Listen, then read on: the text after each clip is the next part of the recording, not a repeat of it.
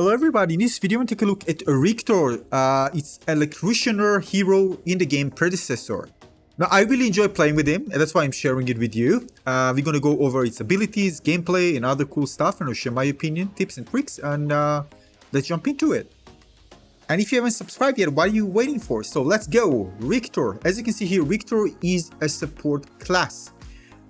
It fits both support and offline roles. Now as you can see in the chart there, his main focus is ability power and focus on higher durability. So like other support character, he's a tanky character and he can be kind of a front in the battle, in the group battle, make sure to sustain more damage and apply some buffs and debuffs. And basically, generally speaking, the role of support again is to provide sustainability. It can do this using healing, for example, in general, yeah. Giving shields, giving some sort of CC like stunning enemies, and basically it's supposed to also accompany, if you play as a support, the carry heroes if you're playing the dual lane to help them level up faster.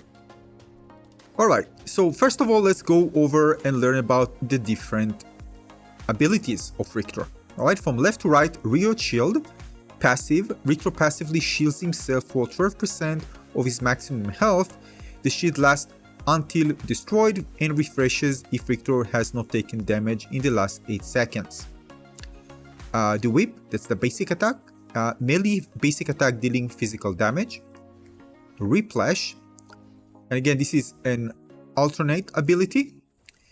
As you can see here, launch Riktor chain forward, attaching to the first enemy hit, dealing, again depends on the level, magical damage and pulling them towards you. Next one is Shock Therapy, primary ability, swing an electrified whip, dealing again damage, depends on the level, magical damage to all enemies hit. Alright, this needs to be fixed, and silencing them for 1.25 seconds. Keep in mind CD is cooldown and the cost is also shown at the bottom. Electrocute, secondary ability, emits an electrical aura, granting Riktor 10% movement speed and dealing, again, magical damage to all nearby enemies over 5 seconds. Unleash, Skewer, ultimate ability, unleash a turret of change from Riktor, dealing magical damage to all enemies in front of him and stun them for 1.5 seconds. After the stun expires, Riktor rips the chains out, repeating the damage. Skewering an enemy hero grants Riot Shield. Alright, and you see the cooldown and the cost as well.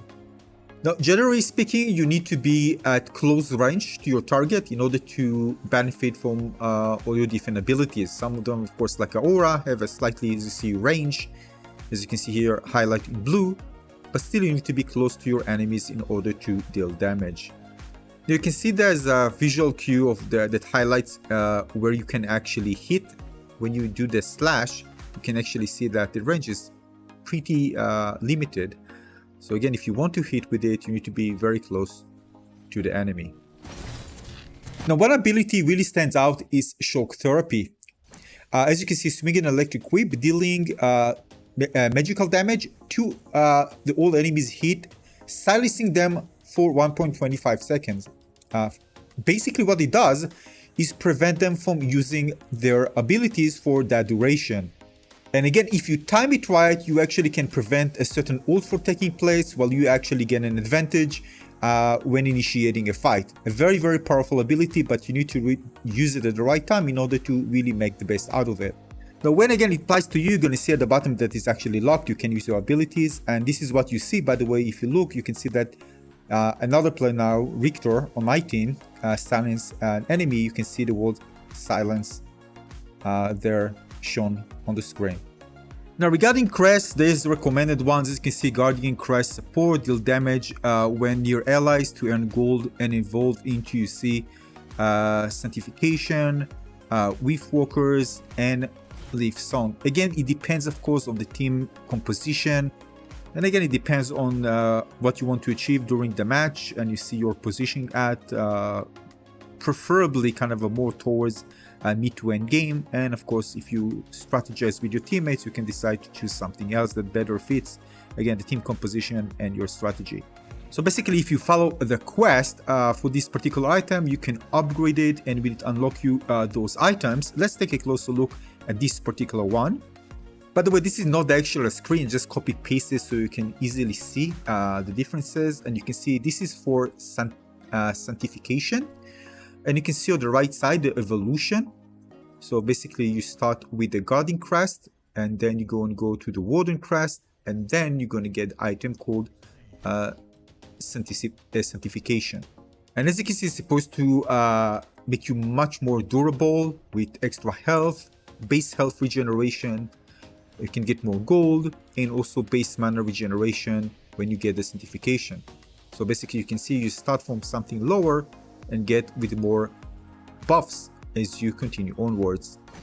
And you can see when it comes to sanctification, the active one grants yourself and nearby allies heroes 250 plus 12% of casters maximum health. So you want to increase your health so you can get apply even better buffs to your teammates as well.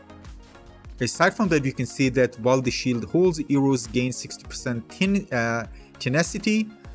Basically, this allows you to negate, again, depends on the degree and the percentage, CC. So for example, like stun, for example, and 60% is very high. And wealthy pacifists increase passive gold income by 50% and receive diminishing gold. Again, you can go read all that, but you can see that sanctification provides you with some really nice benefits that you want to work towards getting it. And let's take a look at the other two. This is the Leaf Song. All right, you can read it, just pause it and read it. But again, generally you can increase the movement speed for you and your allies if you're kind of chasing enemies, for example, and immune to slow. Again, buffs and debuffs to support your team. Again, Reef Walkers. Right, dash forward, the short distance, and pull all enemies heroes towards you. Enemies pulled by Rift Snatcher, the 50% increased damage for, again, you can read all that. Again, more things regarding crowd control and tanking enemies and applying buffs and debuffs.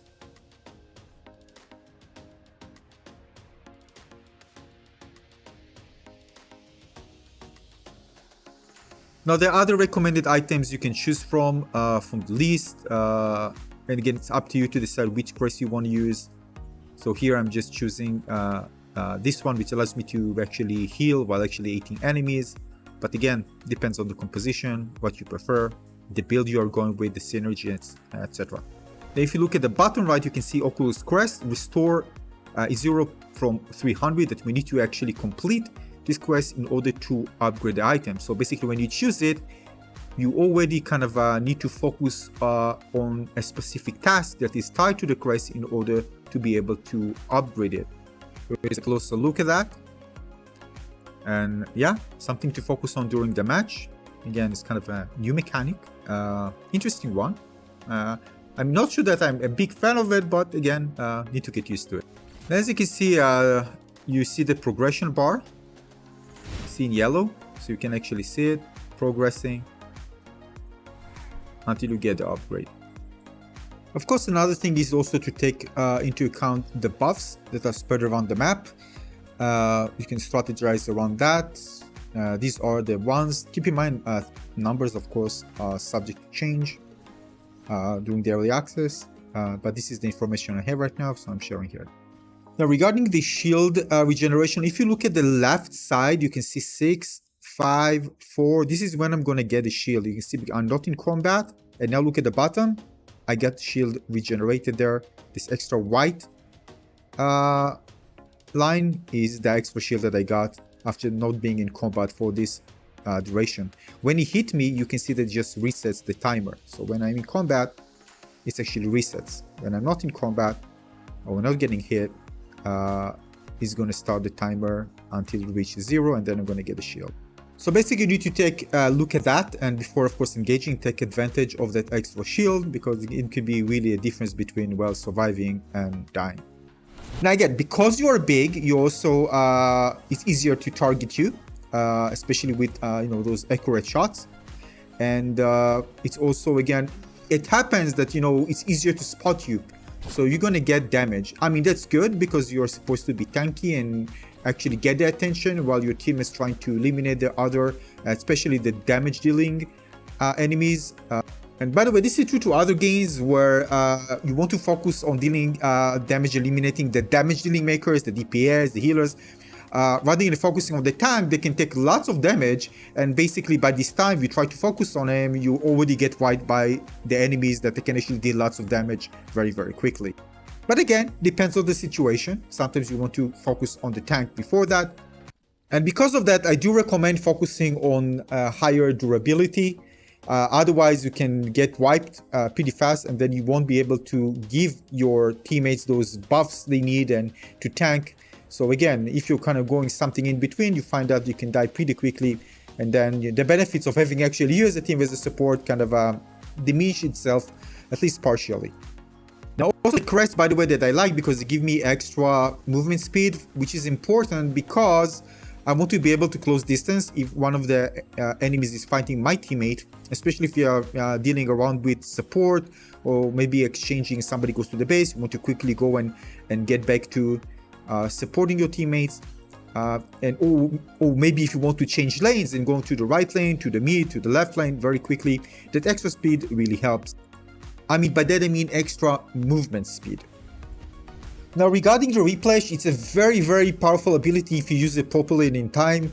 It can be avoided if the enemies are moving quite a lot, to the side. That's the way actually if you play against them, you can actually avoid it, rather than of course being more static. It's actually deal damage, and also it can, by the way, also pull up minions as well. Keep this in mind.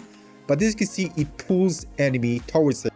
Now the distance is not large, unlike some other mobile games where you can really pull them from far. I wish it would increase, by the way, because this is probably one of the fun mechanics playing with him.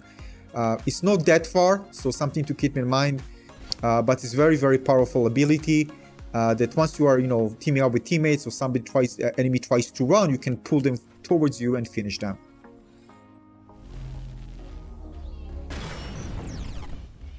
Now, of course, it depends if you are going offlane or if you are going as support for your carry. If you're online, you probably want to focus on damage as well, so you won't be in a situation where you want to maybe harass or even eliminate kind of a roaming targets on the jungle, especially towards the mid game. And you won't get in a situation where you are very durable but just getting tons of damage and basically retreat your best just to heal again. Because again, your ability, your stun ability, your ult is very, very powerful, so you can really kind of put good amount of damage considering a support character to targets, especially if there are squishy targets. Now when it comes to your skewer ultimate ability, make sure to, again, time it right and aim it right, and if you even with just one teammate, you can actually find easy targets, you stun enemies, you are durable so they can hit you as much as they like, preferably you, and your teammate can actually deal damage while you're also dealing damage as well. So again, this is a very powerful ability, especially if you're going with just one teammate and you want to make sure to get those kills while hunting teammates roaming around the jungle or any other situation, of course.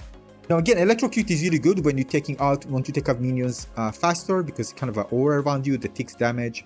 It's very useful, of course, if you are offlane, you want to push through. And but again, if you are going with the dual lane to support, just keep in mind you don't want really to get those minions eliminated very quickly yourself, because you want to make sure that you support your carry. He does get the kills in the last hit, so it can level up faster and it becomes stronger. Again, after all, it's the one who carries out the team and being the damage dealing maker in the game.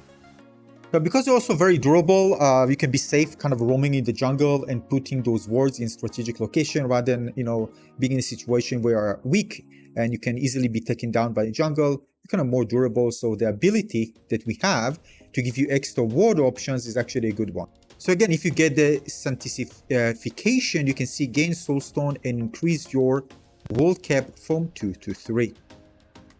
And of course, this is good because you're a support character, so if you were, for example, a carry, you would prefer having something different, like something that increases your damage and other type of things. So for your character, it's actually good having it, and again, you are safe kind of more or less, again, when you go to the jungle because of your durability. But aside from that, again, I think that Riktor looks really cool character. It's really fun playing with him. It things like it's kind of very well balanced in this game, although again, as I mentioned, I really want the hook to be more prominent. It can lead to really fun moments also when watching as an esport. Aside from that, just being even really just fun to play and strategize with. So overall, I just want it to be, just further enhanced and buffed to make it more exciting to play with it. And that's about it for this video. I hope you found this one insightful. Again, I need to play more, of course, and more advanced videos about him and other characters will be on my channel as well. So make sure to subscribe and give this one a like. And if you have more tips and tricks for others who are coming to see this video, share it in the comment section below. Thanks for watching, everybody. See you on the next one. Cheers.